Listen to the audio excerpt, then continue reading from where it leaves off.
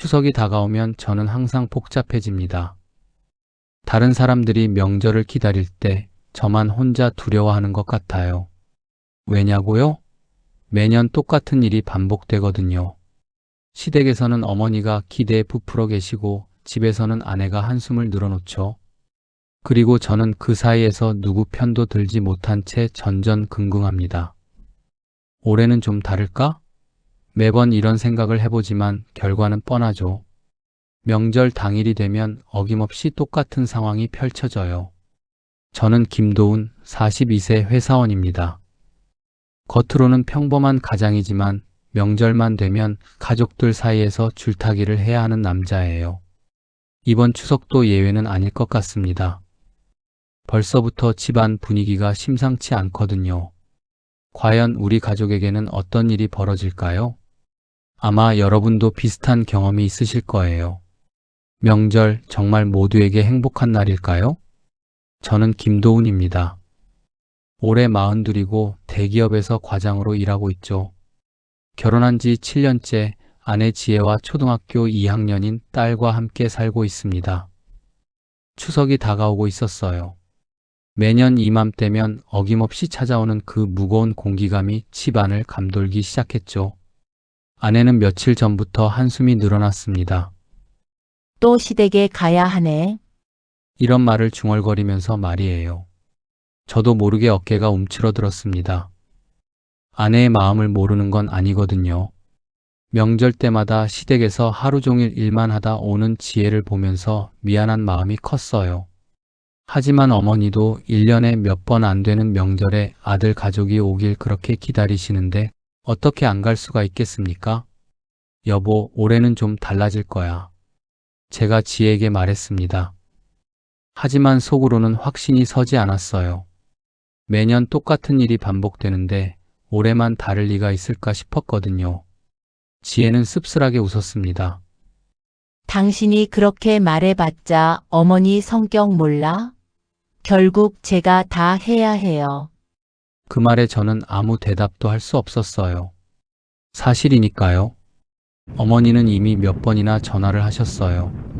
도훈아, 올해는 언제 내려오니? 엄마가 맛있는 거 많이 해놓을게. 목소리에 기대감이 가득했죠. 아들을 보고 싶어 하시는 마음이 그대로 느껴졌습니다. 저는 그때마다 네, 어머니, 추석 당일 아침에 내려갈게요 라고 답했어요. 하지만 전화를 끊고 나면 마음이 복잡했습니다. 어머니의 기쁨과 아내의 부담감 사이에서 저는 늘 애매한 위치에 서 있었거든요. 딸아이는 그런 분위기를 눈치 못 채고 할머니 집 가는 거야? 야호! 하며 좋아했어요. 순수한 아이의 모습을 보니 더 마음이 무거워졌습니다. 어른들의 복잡한 감정 때문에 아이까지 영향을 받을까봐 걱정됐거든요. 지혜는 직장인입니다. 회계팀에서 일하는데 명절이라고 해서 특별히 긴 휴가를 주는 회사도 아니에요. 추석 연휴 며칠이 전부죠. 그마저도 명절 준비하느라 정신없이 보내야 하니까 진짜 쉬는 건 아니라고 할 수 있어요. 명절만 되면 시댁에서 하루 종일 일만 하다가 오는 것 같아. 지혜가 화장대 앞에 앉아서 말했습니다. 거울 속 자신의 얼굴을 바라보는 표정이 피곤해 보였어요. 저는 지혜 옆에 앉았습니다. 미안해. 내가 도울게. 손을 잡으며 말했죠. 하지만 속으로는 알고 있었어요. 제가 아무리 도우려 해도 한계가 있다는 걸 말입니다. 당신이 뭘 도와요? 시어머니 앞에서 설거지라도 하겠어요? 지혜의 목소리에 짜증이 섞여 있었습니다. 그러면 오히려 어머니가 더 불편해 하실 텐데. 맞는 말이었어요. 어머니 세대는 며느리가 집안일을 하는 게 당연하다고 생각하시거든요. 제가 나서서 도우면 오히려 어머니가 아들한테 왜 그런 걸 시키느냐고 하실 게 뻔했습니다. 지혜는 계속 말했어요. 작년 추석 때도 그랬잖아요. 새벽부터 일어나서 전 부치고 나물 무치고 갈비찜까지 했는데 정작 차례 지낼 때는 저만 빠져서 설거지하고 있더라고요. 그 말을 들으니 작년 일이 생생하게 떠올랐습니다. 차례상에 둘러앉아 있는 가족들 사이에 지혜만 없었어요. 주방에서 그릇 씻는 소리만 들려왔죠. 그때도 저는 나가서 도와야 할지 말아야 할지 망설였었어요. 이번엔 정말 달라질 거야. 제가 다시 말했습니다. 하지만 어떻게 달라질 수 있을지는 구체적으로 생각해 보지 못했어요. 그저 막연한 다짐일 뿐이었죠. 지혜는 한숨을 쉬었습니다. 매년 같은 말 해요. 결국 저 혼자 다 하게 되어 있어요. 그리고 잠시 침묵했다가 덧붙였어요. 그래도 어머니가 기다리고 계시니까 가긴 가야죠. 저는 지혜의 어깨를 다독였습니다. 다른 말을 해봤자 소용없다는 걸 알았거든요. 지혜도 저도 이미 정해진 수순을 따를 수밖에 없었어요. 어머니에게서 또 전화가 왔습니다. 도훈아, 올해는 조상님 차례상을 크게 차리자꾸나. 목소리가 한결 들뜬 것 같았어요. 가족이 많을수록 풍성해야 하지 않겠니? 저는 네, 어머니하고 대답했지만 속으로는 복잡했습니다. 차례상을 크게 차린다는 건 그만큼 준비할 것도 많다는 뜻이거든요. 그리고 그 준비는 대부분 지혜의 몫이 될 것이 뻔했어요. 올해는 큰어머니네, 작은아버지네 식구들도 다 올 거야. 오랜만에 온 가족이 한자리에 모이는 거지. 어머니는 계속 말씀하셨습니다. 우리 도훈이도 사촌들하고 오랜만에 만나서 좋을 거야. 어머니의 마음을 모르는 건 아니었어요. 1년 내내 시골에서 혼자 계시다가 명절에 자식들 얼굴 보는 게 얼마나 기쁘시겠어요. 특히 저희 딸아이를 보시면 얼마나 좋아하시는지 알고 있었죠. 그런데 지혜가 좀 힘들어해요. 제가 조심스럽게 말했습니다. 직장 다니면서 명절 준비까지 하니까요. 어머니는 잠시 침묵하시더니 말씀하셨어요. 그래, 며느리가 고생이 많지. 그래도 명절은 가족이 다 함께 해야 하는 거 아니겠니? 그리고 덧붙이셨어요. 엄마도 도울 테니까 걱정 말거라. 하지만 저는 알고 있었어요. 어머니가 도우신다는 건 주로 지시를 하시는 것이라는 걸 말입니다. 이건 이렇게 하고 저건 저렇게 해라 하시면서요. 실제로 손을 움직이는 건 결국 지혜였죠. 전화를 끊고 나서 지혜에게 얘기했어요. 어머니가 온 가족이 모인다고 하시네. 지혜의 표정이 어두워지는 게 보였습니다. 그럼 더 바빠지겠네요. 저는 어떻게 대답해야 할지 몰랐어요. 어머니의 기대를 저버릴 수도 없고 지혜의 부담을 무시할 수도 없었거든요. 가운데 끼인 제 입장이 참 난처했습니다. 그날 밤 잠자리에서도 생각이 많았어요. 어머니는 가족이 많이 모이는 걸 보고 싶어 하시고 지혜는 그 부담 때문에 힘들어하고 저는 그 사이에서 어정쩡하게 서 있을 뿐이었죠. 추석 당일이 되었습니다. 새벽같이 일어나서 시댁으로 향했어요. 차 안에서 지혜는 말이 없었고 딸아이만 신나게 떠들었죠. 저는 운전대를 잡고 있으면서도 마음이 무거웠습니다. 시댁에 도착하자마자 어머니가 반갑게 맞아주셨어요. 어서 와라, 도훈아. 지혜야, 고생 많았지. 하지만 인사도 제대로 나누기 전에 바로 말씀하셨습니다. 지혜야, 손님들 오시기 전에 잡채만 해주면 고맙겠다. 그 순간 지혜의 얼굴이 굳어지는 게 보였어요. 저도 마음이 답답해졌죠. 잡채는 정말 손이 많이 가는 음식이거든요. 각종 나물을 따로따로 볶아야 하고 당면도 삶아야 하고 고기도 볶아야 하고. 네, 어머니. 지혜는 그렇게 대답했지만 목소리가 힘이 없었어요. 저는 지혜의 속마음이 들리는 것 같았습니다. 또 나 혼자 해야 하는구나. 어머니는 그저 부탁하는 마음이셨을 거예요. 잡채만 일하고 하신 것도 다른 것들은 이미 준비해 두셨으니까 그렇게 말씀하신 거죠. 하지만 지혜에게는 또 다른 일이 추가되는구나 하는 부담으로 들렸을 거예요. 저는 어머니께 말씀드렸습니다. 어머니, 제가 도울게요. 그러자 어머니는 손을 흔들며 아니야, 아들이 뭔 부엌일을 해, 지혜가 하면 되지. 하고 말씀하셨어요. 지혜는 묵묵히 앞치마를 두르고 부엌으로 들어갔습니다. 저는 그 뒷모습을 바라보면서 마음이 아팠어요. 어머니의 마음도 이해가 되고 지혜의 마음도 이해가 되는데 왜 이런 일이 계속 반복될까 싶었거든요. 딸아이는 할머니와 재미있게 놀고 있었고 저는 아버지와 함께 차례 준비를 했어요. 하지만 마음 한편으로는 계속 부엌이 신경 쓰였습니다. 지혜가 혼자서 잡채를 만들고 있을 걸 생각하니 편하지 않았거든요. 얼마 후 부엌에서 작은 소리가 들려왔어요. 그릇 떨어지는 소리였죠. 저는 얼른 부엌으로 갔는데 지혜가 바닥에 떨어진 그릇을 줍고 있었습니다. 표정이 많이 지쳐 보였어요. 부엌에서 작은 사건이 일어났습니다. 지혜가 그릇을 떨어뜨린 건 아무것도 아니었어요. 하지만 그 순간 지혜가 작은 한숨을 내쉬었거든요. 그 한숨 소리가 거실에 있던 어머니까지 들렸나 봅니다. 어머니가 부엌으로 오셨어요. 지혜야, 뭔 일이니? 목소리에 걱정이 섞여 있었죠. 하지만 지혜는 아무것도 아니에요 하고 대답했어요. 그런데 그 대답이 좀 쌀쌀맞게 들렸나 봅니다. 어머니는 잠시 지혜를 바라보시더니 말씀하셨어요. 며느라기 힘든가 보구나.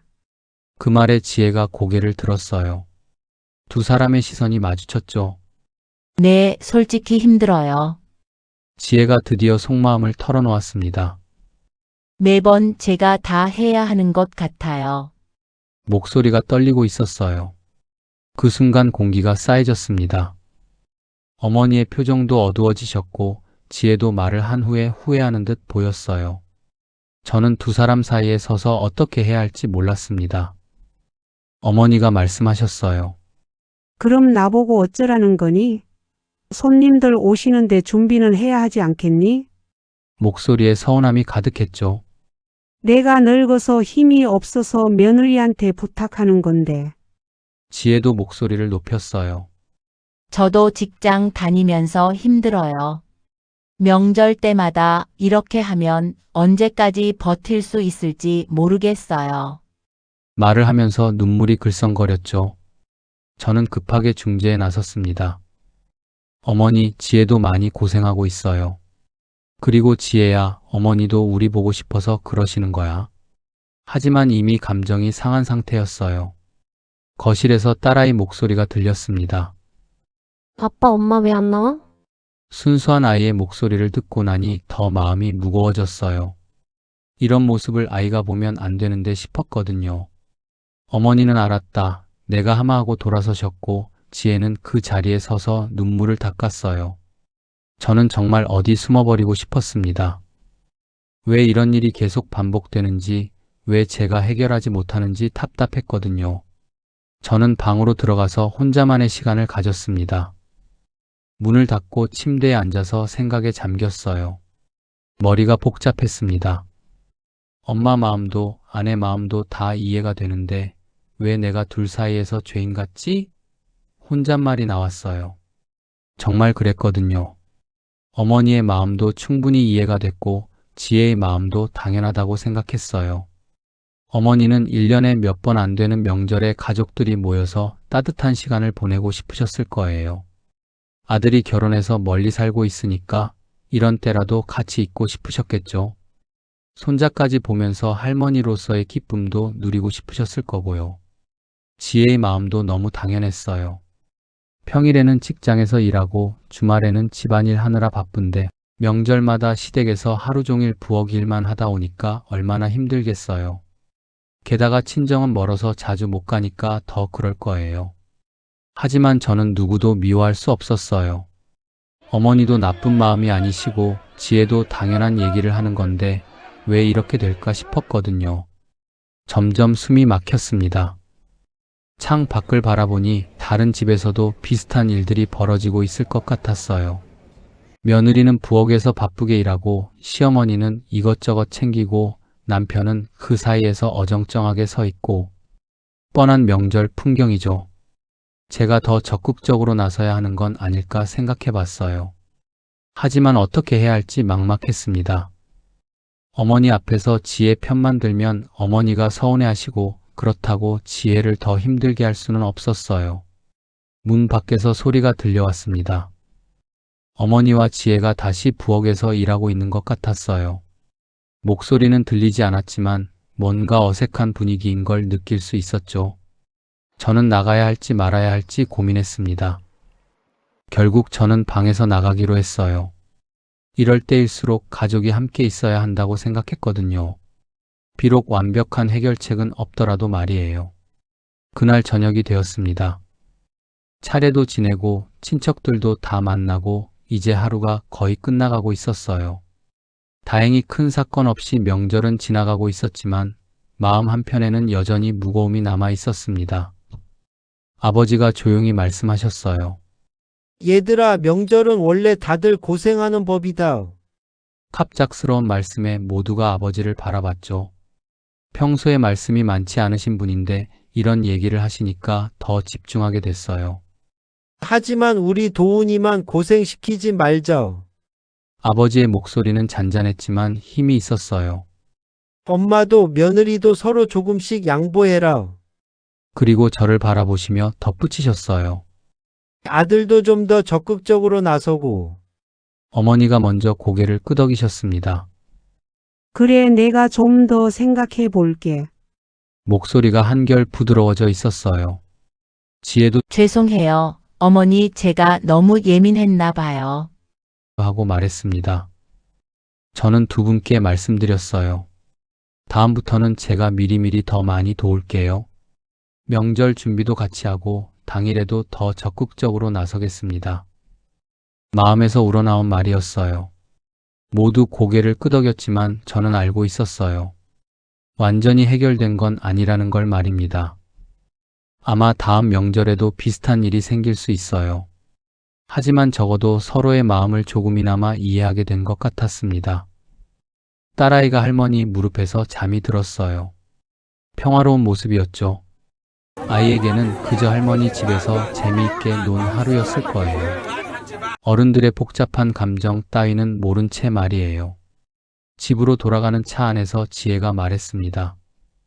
다음에는 정말 좀 달라졌으면 좋겠어요. 저도 그런 마음이었어요. 그래, 우리가 더 노력해보자. 하지만 속으로는 생각했습니다. 명절은 누구의 잘못도 아니었습니다. 어머니의 기대도 아내의 고단함도 다 진심이었어요. 하지만 그 진심 사이에서 가장 힘들었던 건 늘 가운데 서 있던 저였습니다. 아마 앞으로도 그럴 거예요. 하지만 그것도 제 몫이라고 생각합니다.